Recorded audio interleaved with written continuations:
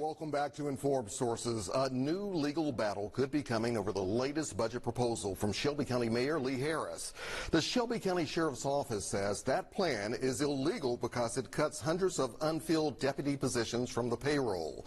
Now, during a committee meeting with county commissioners Wednesday, Sheriff Floyd Bonner laid out his argument, citing a law that prevents funding cuts.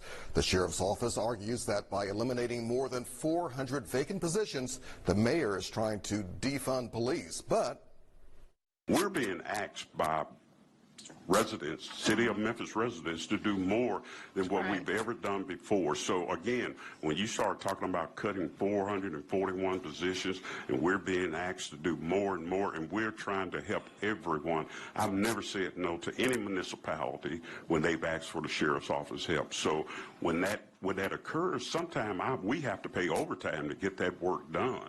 So again, you know, we asked to move money around because we're trying to help all municipalities.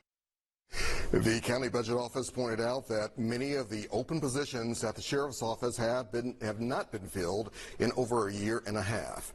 Right now, I'm joined with Shelby County Commissioner Mikhail Lowry and Memphis City Councilman Jay Fort Canale to talk budgets for both the Sheriff's Department and the Memphis Police Department. Gentlemen, welcome. Good to have you both here. Hey, thanks, Alex. Commissioner, let's begin with you. The price of protection, and can we really avoid these 441 vacancies perhaps not being filled?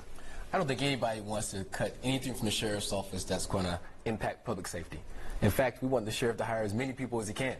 I think the mayor's premise is there's only so many people that can be hired in a year, so why don't we do something with the funding? So that remains to be seen. I mean, this is a proposal from the mayor. We have to get legal opinions on that, and we'll have that on Monday. Were you surprised at all by the response from Sheriff Bonner and all, especially when it comes to this ongoing conversation that many folks in the city of Memphis and Shelby County are having when it comes to their concern, their fear over crime? Well, I can understand his response. What I hope would be is that the sheriff and the mayor have a conversation, because it was clear at the committee meeting there was no discussion between the two of them. So the two of them need to have a conversation. Don't make us the referee on it. Give us a plan so we can go back and really dissect what needs to be done for the county. From a layman's standpoint, though, a lot of folks are going to be watching, listening very closely. Is any money there? Is there money there that can somewhat help path this situation? Sure. The sheriff, as well as other clerks and everyone else, they have a budget. And sure, you can find savings in anyone's department. So, including the mayor's administration, there's money everywhere. So I think what we have to do is look at it in its totality. Where can we find some savings? Where can we shift some things? Because obviously we have large projects, things we have to do for the county. No doubt about it. Councilman Chief C.J. Davis presenting a $307 million budget with key items, including pay raises costing $7 million, overtime costing $7 million, and sign-on bonuses for new hirees budgeted at about $2.2 million. Does this budget, in your estimation, make sense when it comes to the issues we're having when it comes to crime? It does. So we've struggled with hiring and retaining police officers, but her budget only went up a couple $1 million from fiscal year 24. That's not the concerning part. I think that what you will see us do, and it's not defunding, so we need to control the narrative here, is that we budget for 2,500 commissioned officers, and we know that we cannot get there. It may be never, but at least in a year we can't get there. We're down in the 1800s.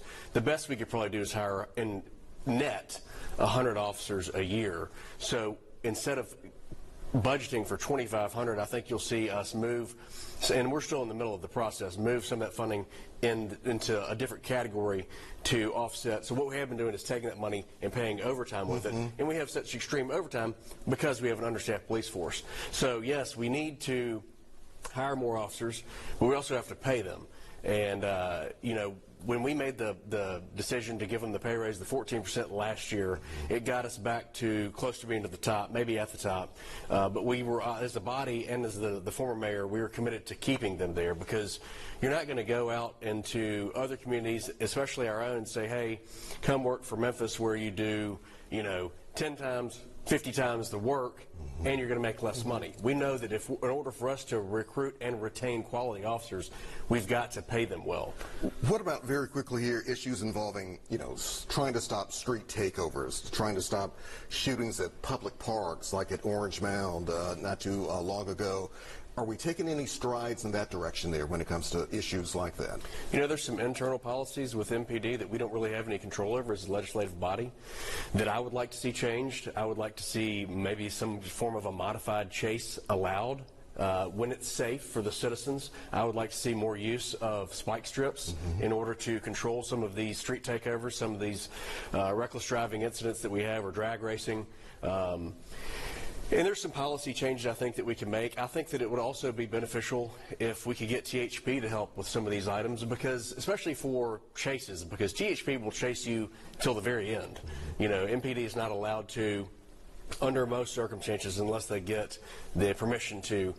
So I think there's some policy changes, and again, can't come from us because the legislative body has no say, so it would have to come between the mayor and Chief Davis that could do, you know, some efforts to eliminate some of this activity. Because, Commissioner, the bottom line here, people want something done. A lot of people are just completely fed up. I agree. We have to look at things and do it differently as well. I agree with some of those tactics as well, Councilman. But again, that has to come from the mayor and the chief. But we have to make sure people want to feel safe. So we have to look at all aspects of it. Anything differently needs to be done. All right. When we come back, we'll be talking transportation. TDOT and RDOT have unveiled the proposed design on the new I-55 bridge over the mighty Mississippi River. That's next.